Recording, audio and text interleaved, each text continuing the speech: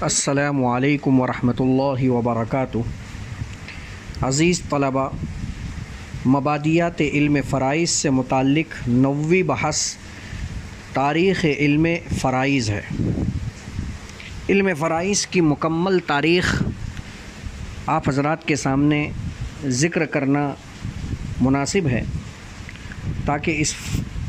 علم کے تاریخ کو جان کر اس فن سے مناسبت اور دلچسپی پیدا ہو جائے۔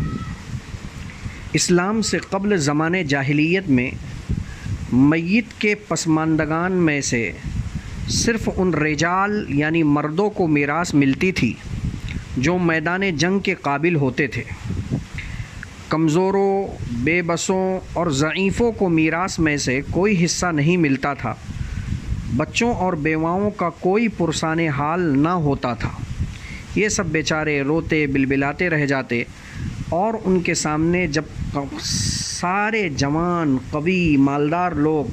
سارا مال اسباب سمیٹ کر لے جاتے۔ لیکن ظاہر سی بات ہے، ظلم کا جو دور ہوتا ہے اسے اللہ پاک زیادہ دن تک نہیں چلنے دیتے۔ چنانچہ ان ضعیفوں اور بے سہارا لوگوں کی چیخ و پکار اور آہ و بکا کے ہجوم نے عرش الہی کو مضطرب کر دیا، تو رحمت باری جوش میں آئی اور اللہ رب العزت نے اس پرآشوب ماحول کی اصلاح کے لیے جناب نبی پاک صلی اللہ علیہ وسلم کو مبعوث فرمایا اور تمام رائج برائیوں اور غلط معاملات کی بتدریج یعنی آہستہ آہستہ اصلاح فرمائی، حتیٰ کہ میراث کا نمبر آ گیا۔ پس اس رب علیم و حکیم نے اس صیغہ میراث کی بھی اصلاح فرمائی۔ یاد رکھنا چاہیے، زمانے جاہلیت میں 3 اسباب کی بنیاد پر عرب ایک دوسرے کو وراثت کا حقدار سمجھا کرتے تھے۔ نمبر 1 نسب، یعنی میت کی اولاد یا میت کے آبا اور اجداد یا آبا اور اجداد کی اولاد چچا وغیرہ داخل ہیں۔ اس کی بنیاد پر وہ لوگ ایک دوسرے کو وراثت دیا کرتے تھے۔ نمبر 2 علاقہ موالات، یعنی معاہدہ، 2 شخصوں کا باہم یہ قرار کر لینا کہ ہم دونوں ایک دوسرے کے رنج و غم، راحت و آرام اور موت و حیات میں برابر شریک رہیں گے۔ اگر ہم میں سے کسی ایک پر کوئی تاوان یا قرض آئے تو دوسرا بھی اس کا ذمہ دار ہوگا، اور ایک کے مرنے کے بعد دوسرا اس کی میراث کا حقدار ہوگا۔ اسے موالات کہا جاتا ہے۔ اس کی بنیاد پر بھی زمانے جاہلیت میں ایک دوسرے کو وراثت دی جاتی تھی۔ نمبر 3 پر ہے متبنہ کر لینا، کسی کو منہ بولا بیٹا مان لینا۔ اس کی بنیاد پر بھی زمانے جاہلیت میں وراثت کا جریان تھا۔ جب اللہ رب العزت نے رحمت للعالمین صلی اللہ علیہ وسلم کی قیادت و سیادت میں دین اسلام نازل کیا تو اس کے ابتدائی دور میں بھی یہی تینوں سبب رائج تھے، اور انہی کی بنا پر کوئی شخص دوسرے کی میراث کا حقدار ہوتا تھا۔ لیکن کچھ آگے چل کر جب ہجرت فرض ہوئی اور اللہ کے نبی صلی اللہ علیہ وسلم اپنے صحابہ کے ساتھ مدینہ منورہ ہجرت کر گئے اور مدینہ کو اپنا وطن بنا لیا، تو اب اسلام میں ایک علاقہ اور ایک سبب اور بڑھ گیا۔ یہ تھا مواخات، یعنی آپ صلی اللہ علیہ وسلم نے جس مہاجر کو دوسرے انصار کا بھائی بنا دیا تو وہ دونوں آپس میں ایک دوسرے کو اپنے میراث کا سبب سمجھتے تھے، جو فی الحقیقت ایک معاہدے ہی کی قسم تھی۔ پھر آگے چل کر وصیت فرض کر دی گئی، اور یہ حکم ہوا کہ ہر شخص جب موت کے قریب ہو تو وہ اپنے والدین، رشتہ داروں کے لیے وصیت کرے اور اپنی سمجھ کے مطابق ان کے لیے اپنے ترکے میں سے حصہ مقرر کرے۔ چنانچہ آیت کریمہ نازل ہوئی، کتب علیکم اذا حضر احدکم الموت ان ترک خیرا الوصیۃ للوالدین والاقربین بالمعروف۔ پھر جب اللہ رب العزت کو اس صیغہ میراث کی بالکلیہ اصلاح منظور ہوئی تو اس حکیم نے اپنی عادت اور اپنے ضابطے کے مطابق ایک خاص حکیمانہ انداز اختیار کیا اور اس صیغے کی بتدریج اصلاح شروع کی، کیونکہ دفعتاً بغتتاً کوئی ایسا نیا حکم نازل کر دینا جو کہ عادت انسان اور اس کے مزاج و مذاق کے خلاف ہو، یہ طبیعت انسانی پر بہت شاق گزرتا ہے۔ لہٰذا اولاً تو یہ بات سمجھائی کہ جس طرح سے میراث میں مردوں کا حق ہے، اسی طرح اس میں عورتوں کا بھی حق ہے۔ چنانچہ اس حکم کو لے کر آیت کریمہ نازل ہوئی، للرجال نصیب مما ترک الوالدان والاقربون وللنساء نصیب مما ترک الوالدان والاقربون۔ اس حکم خداوندی کا نزول کب ہوا اور اس آیت کریمہ کا شان نزول کیا ہے، اس بارے میں علماء مفسرین کے مختلف اقوال کتب تفسیر میں منقول ہیں، تاہم علماء کی تصریحات کے مطابق صحیح ترین قول وہی ہے جس کو مفسر اسماعیل ابن کثیر رحمۃ اللہ علیہ نے اور مفتی بغداد علامہ محمود آلوسی رحمہ اللہ نے اپنی کتاب روح المعانی میں نقل کیا ہے، اور وہ یہ ہے کہ حضرت اوس ابن ثابت رضی اللہ تعالی عنہ کا انتقال ہوا اور انہوں نے ایک زوجہ جن کا نام ام کجہ اور 3 بیٹیاں، ایک روایت کے مطابق ایک بیٹا اور 2 بیٹیاں چھوڑی۔ حضرت اوس رضی اللہ تعالی عنہ کے انتقال کے بعد حسب دستور قدیم پرانے زمانے سے جو چلا آ رہا تھا اس کے مطابق حضرت اوس کے وصی اور رشتہ داروں نے ان کا پورا مال سمیٹ لیا۔ روایت میں آتا ہے حضرت اوس کے چچا زاد بھائی اور جن کا نام خالد اور ارطفا تھا، انہوں نے پورا کا پورا مال سمیٹ لیا، بیوہ اور یتیم بچوں کو کچھ بھی نہیں دیا۔ یہ بیچارے روتے بلبلاتے رہے۔ ظاہر سی بات ہے ایسے بےکس اور بے بس درد کے ماروں کا غم خوار اور فریاد رس صرف ذات نبی صلی اللہ علیہ وسلم تھی۔ چنانچہ ام کجہ بے قرار اور گھبرائی ہوئیں، بارگاہ رسالت صلی اللہ علیہ وسلم میں حاضر ہوئیں اور عرض کیا، یا رسول اللہ صلی اللہ علیہ وسلم، اوس کا انتقال ہو گیا اور ان کے رشتہ داروں نے نہ مجھ کو کچھ دیا نہ میرے یتیم بچوں کو کچھ دیا۔ رحمت للعالمین صلی اللہ علیہ وسلم کو یہ حال سن کر بہت رنج ہوا، مگر چونکہ آپ صلی اللہ علیہ وسلم کی ذات مبارکہ وما ینطق عن الہوی ان هو الا وحی یوحی کا مصداق تھی اور اس وقت تک اس کے متعلق کوئی فرمان نازل نہیں ہوا تھا، اس لیے آپ صلی اللہ علیہ وسلم نے انہیں وقتی طور پر تسلی دے دی اور کہہ دیا صبر کرو، انشاءاللہ مولا کریم اس کے متعلق کوئی حکم نازل فرمائے گا۔ آپ صلی اللہ علیہ وسلم اللہ کے حکم کے منتظر تھے کہ اس حکیم جل جلالہ نے احکام میراث کی تمہید مانتے ہوئے آیت کریمہ نازل فرمائی، للرجال نصیب مما ترک الوالدان الی آخری۔ چنانچہ آپ صلی اللہ علیہ وسلم نے اوس کے کار پردازوں کو کہلا بھیجا کہ میراث میں اب صرف مردوں ہی کا حق نہیں ہے بلکہ اللہ تعالیٰ نے ترکے اور میراث میں عورتوں کا بھی حق رکھا ہے، مگر اب تک کوئی مقدار اور حصہ متعین نہیں کیا گیا،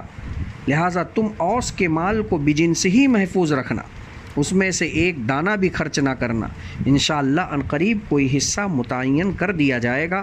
ابھی اس واقعے کو کچھ ہی عرصہ گزرا تھا اور کوئی حصہ بھی مقرر نہیں ہوا تھا کہ ایک دوسرا واقعہ پیش آیا۔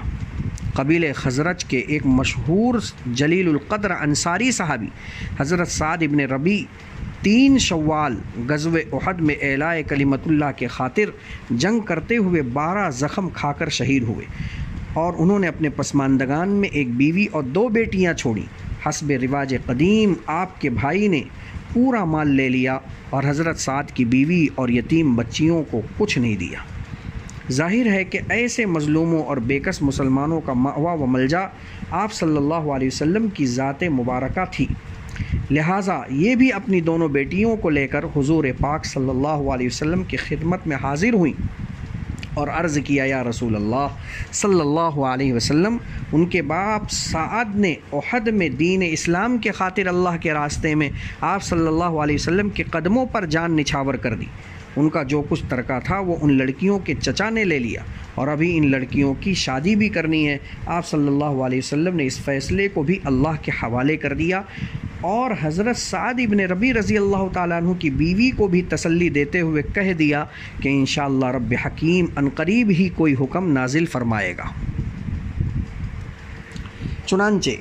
یہ واپس ہوئیں اور کچھ عرصہ صبر کرتی رہیں۔ ایک دن پھر روتی ہوئی بارگاہ رسالت صلی اللہ علیہ وسلم میں حاضر ہوئیں اور اپنے دل کا دکھڑا سنایا۔ ان کا رونا ہی اللہ کی رحمت کا باعث بن گیا اور میراث کا آخری اور قطعی اور مفصل حکم یوصیکم اللہ فی اولادکم الی آخرہ مکمل رکوع کی صورت میں نازل ہوا، جس میں خداوند علیم و حکیم نے نہایت جامع اور حسین پیرائے میں بیوی، بیٹیوں اور دیگر تمام وارثوں کے نہایت صاف قطعی اور ابدی حصے بیان کر دیے، جن میں کسی قسم کی شک و شبہ اور کمی بیشی کی گنجائش نہیں رہ گئی۔ چنانچہ حضور صلی اللہ علیہ وسلم نے حکم خداوندی کی تعمیل کرتے ہوئے حضرت سعد ابن ربیع رضی اللہ تعالیٰ عنہ کے بھائی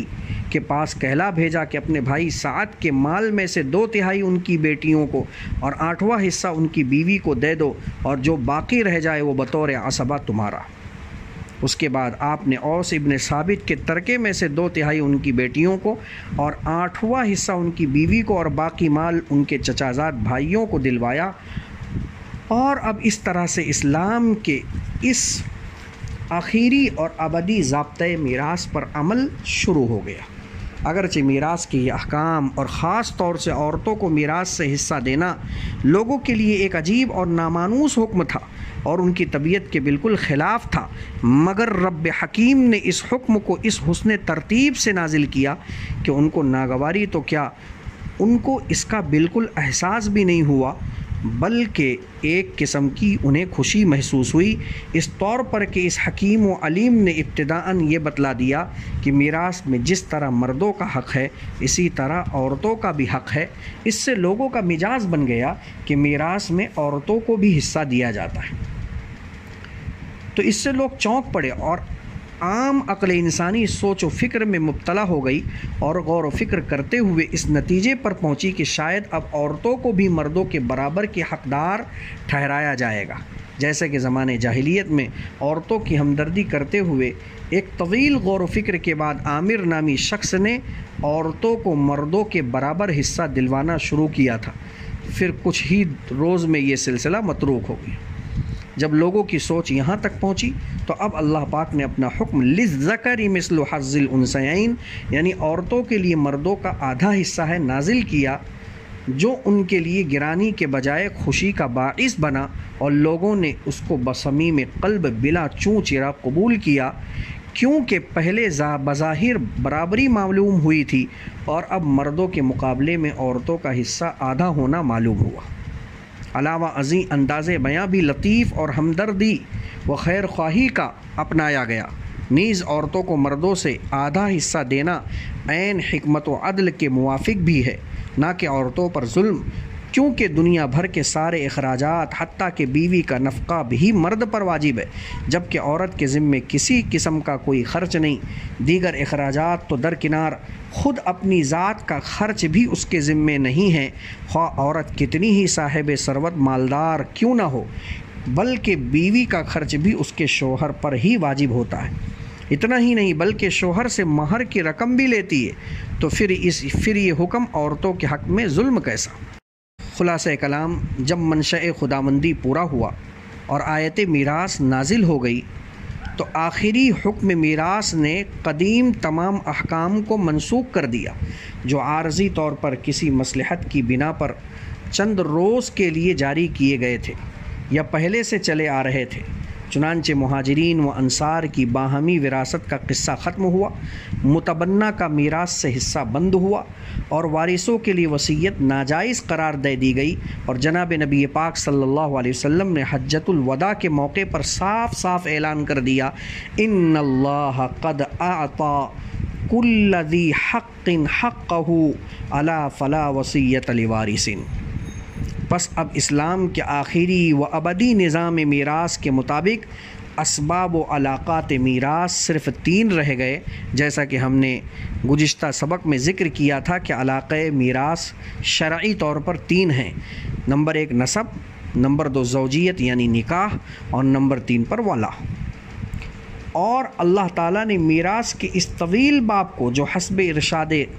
نبوی صلی اللہ علیہ وسلم نصف العلم کی حیثیت رکھتا ہے، نہایت جامع و مختصر سی عبارت میں بہت مفصل اور ایسے معجزانہ انداز میں بیان کر دیا کہ اس مختصر سی عبارت میں سمندر سمو دیے ہیں جو ہر عقل کو اعجاز قرآنی کا لوحہ ماننے پر مجبور کرتا ہے۔ چنانچہ اس علم میراث پہ اب تک جتنا لکھا گیا اور جو کچھ لکھا جا رہا ہے اور تا قیامت جتنا لکھا جائے گا، وہ سب فی الواقع انہی چند آیات کی تفسیر و تشریح ہے۔